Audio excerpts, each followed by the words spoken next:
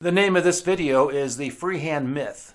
It's a title I came up because I need a nice clickbaity sounding title to get people to watch this video. But in all honesty here, I do want to talk about that because I've been an artist all my life. And growing up, I've heard other artists say things like, I did it freehand. And they're really proud of it, which is good. It's like a badge of honor for them, which means they practice and they've tried, and that's a good thing. But it's nothing to take away from those people who happen to own a projector, which I happen to have one about 5 feet behind me on my desk. And I use it all the time. I can freehand, but if I want an image to be dead on, I'll use my projector in a second. And I know lots of other artists who do the exact same thing. Because my favorite part of doing the art is not the outlines, it's the inside. I like doing the painting, the shading, the cross hatching, all that fun stuff. And if I can find a tool that's going to help me get there, most people aren't going to know anyway. It's not going to affect the price of it, and I don't think it's any less artistic. It just makes sure I get the proportions correct. I do both. You should do both. Everybody should do both. So this drawing on my white paper, I was using the brown paper for a long time, but I decided, since it's Friday today where I'm at, I want to do this monster dragon thing, which has started off as, if you've seen Jurassic Park, the original movie, that dinosaur that spit that black stuff on that guy's face in the Jeep, it's that dinosaur because it has those sails on the top of its head. But I took that image and I made it my own, which was what art should be. You should be able to take an image and make it your own and make it artistic. Which brings me to another subject, hyper-realistic art. The people who are very proud about their ability to make a picture of an eyeball that took them 100 hours to do. That's awesome that you can do that. I don't find it to be very artistic. I think it's a showing of skill, a lot of skill, and a lot of patience. But to me, art is something that has to be transformed from something to something else. You have to make it your own. You have to interpret it your own way. And that's what I'm doing here. So that dinosaur in that movie had these sails behind his head that went like an umbrella. I didn't do that here because I wanted to put some spiky things on it. And I think that my spiky things would probably get stuck in the umbrella if I made one. So the goal here, I'm using my H8 pencil to get my nice thick dark outlines. I'm using my B2 pencil to get my inside crevices and cracks because this is kind of a scaly creature. And so far I like the picture. I'm not sure if I'm in love with the nose, but I really love the chin. That's kind of cool. So here I am coloring around, doing spiky things. These pencil lines will end up in the final product because my watercolor is kind of thin. I try to make it a true watercolor, and I don't want to cover up all my pencil lines because I think the pencil lines really add to the texture. So now I'm just going through and kind of putting in some shading with the pencil that I'm going to go over with the ink in a minute here. So I'm still putting in some more darks here, doing some more shading, thickening up a few lines here. You can see my two H8 pencils there. I go through those pretty fast because they're a very soft leaded pencil, and my pencil sharpener happens to be sitting in the other room. So I have two of them here that I can use, and off to the side I have probably 5 or 6 2B pencils in a cup that I just kind of change out as I go along. So this is my primary sketching, and I like the sketch. I do. The top part wasn't perfect, but I do think there's people out there who will probably like it. It's funny, I was watching a YouTube video the other day. Oh, that's my ink. And somebody said, you're making lots and lots of videos, and you may not like all the ones you make, but somebody out there is going to like it. Actually, this is a true story. And one of my dragons I did recently, I labeled it as bad art, and my only fan that I have right now actually said he liked it. So I'm thinking, well, maybe it wasn't that bad. I don't know. I was not impressed with it. It wasn't my best work. I wouldn't even say this is my best work.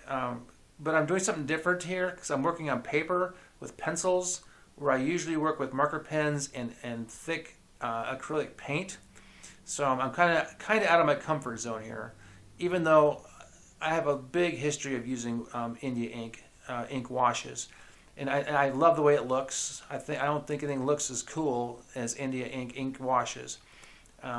So I was experimenting here. So off to the side I have a tray, and it has those little cups in it, and I was trying to make different values of gray, and nothing too dark, but nothing too light, kind of like a 40% and a 60%.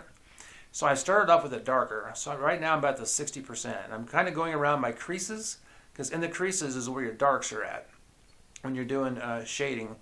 And as a watercolor, I intentionally made sure that I did not paint over everything and left part of it white. And that's the thing that kind of drives me nuts, because when I'm doing my acrylic paintings, I can basically start with a 50% dark back canvas and just put highlights in wherever I want. And here you have to think backwards. You have to think, well, I need to have highlights, so I need to not cover them up. But I did do that, the other thing here, because later on, after you'll see this, I added color, and I did come back and add some lighter, some highlights in a paint form. I'm starting to get so much more into painting, and I really need to start to go back just to my pencil work. Maybe I'm just getting bored with the pencil stuff, because I really like the painting stuff.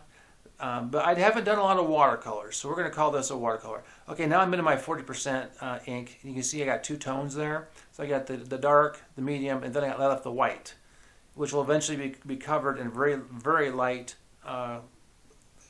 green wash.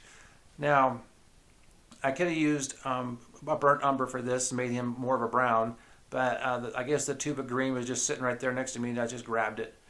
So now I'm kind of coloring in the mouth, and with most of my pictures, when I first start them off, they start off pretty good for me. I enjoy what I'm doing. I like the way they look, and then they go in this valley of death where they look just horrible, and I don't know why that is. When I start putting in the gray tones, all of a sudden I start freaking out, thinking, "What am I doing? How did I ruin this picture?" So I have to take a deep breath, and this is a true story. I actually got up and walked around for a little bit, got me something to drink, and let this dry as I gathered my thoughts about how I was going to approach this, because I was at this point where I thought, "Nah, I ruined it again." But right here, I started putting in some darks. I started outlining, and I used a flat brush, and I used the edge of the brush like a knife. So that's like get those nice sharp edges. And once I started doing this, I started getting some more confidence in the picture. I felt like I was pulling it out of the artistic abyss. I think I should coin that term, the artistic abyss. My wife can attest to this, because normally when I was doing my acrylic paintings, I would paint on it for an hour or two, then I'd bring it out to the living room and prop it up next to the couch, and I would just stare at it in despair, thinking, "What did I do? How did I ruin this thing? How did I?" So I sit there and I stare at it for hours, and I think and I think and I think, and I eventually pick it up and I bring it back into my studio and I start working on it again. And by that time, things have changed in my brain. Thoughts have been going, and I can usually pull it out of the abyss, and I end up with something I love. I go through this with everyone. It starts with 100%, goes down to like 5%, then comes up to 100%. It has something to do with the fact that the painting's halfway done, I guess. I'm looking at a bunch of gray tones. I don't see the colors. I don't see the highlights are what make the picture. You get to that point where you start putting your highlights in, and it starts to explode. But the difference here is the highlights don't go in at the last. The highlights actually start the picture. I'm putting in shading, so it's backwards for me. And it's not totally backwards. I started off as a pencil kid. I started off as a 5-year-old kid with a pencil, so I'm used to working that way. That's why I enjoy painting so much, because I can start with a dark tone and bring it out and pull it up. Where this one here, I'm doing the exact opposite. I have to start with a white tone and tone it down. This blue here was good because I needed to balance out this dark image with a darker background, because the light background just wasn't cutting it for me. So as I got this more and more blue, and I think I picked kind of a sky blue, I'm not sure, I felt better about it. And I made sure I didn't touch the edges. I don't know why. It just felt watercolory to me not to touch the edges as I went around this thing. And just added the blues, It's not the most beautiful paint. I should probably use a bigger brush so it's more smooth. But I don't know. This is a YouTube practice video. One of what's going to be probably 300 before I'm done. I think I'm at 120 right now. Okay, I just painted in the iris red. And I have a trick with eyes. I love doing the eyes, and I'll show you in a second here. But now I'm going over the whole dragon slash dino monster with a very light green wash, watercolor wash. All I'm trying to do here is tint the skin. I'm not trying to do anything spectacular.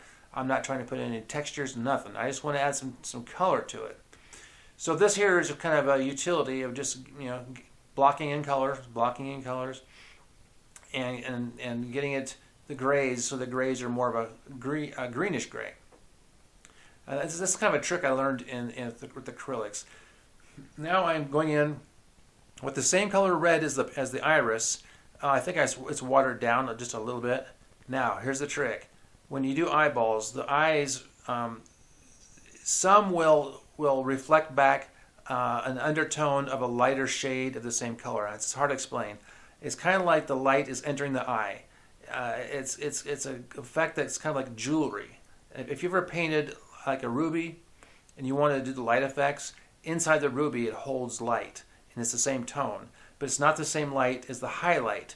It's kind of a mid-tone highlight, and I don't know if I'm explaining this right, but that when you do that, it's what makes the eyeball look 3D. It makes it look like a crystal. It makes it look real. So there I have my red, which is kind of dark.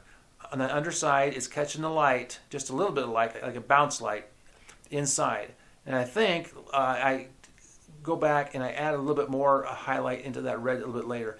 Right there, I'm adding some highlights on the chin, which that's more of a painting technique.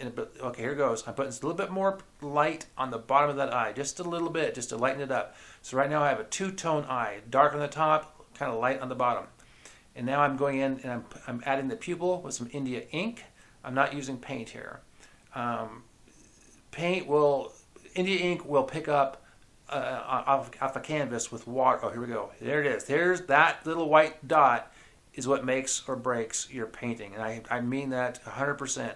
That white dot makes that highlight is what makes your eyeball look real. So once I do that, either the painting's good or it's bad or it's not. So right now I'm liking this. I'm liking the highlights. And this is way more painterly than I thought it was ever going to be, which is fine. I'm just doing experiments. And you can learn from this. I'm sure you can. We need to get to the like and subscribe part. I should have said something about that. Please like this and subscribe and make lots and lots and lots of comments. I need to hear what you think. What do you think about my highlights? What do you think about my shading? My brush technique. What do you think? What do you think? I need to get this video to get a lot more views, because right now my view count is not very good, but YouTube's hard. It's really hard. I've never worked on something so hard in my life with such a little reward, but I like to have my stuff online, so if I want to show somebody, I can pick a video out and just send it to them and they can watch it. So YouTube is good, but YouTube's hard.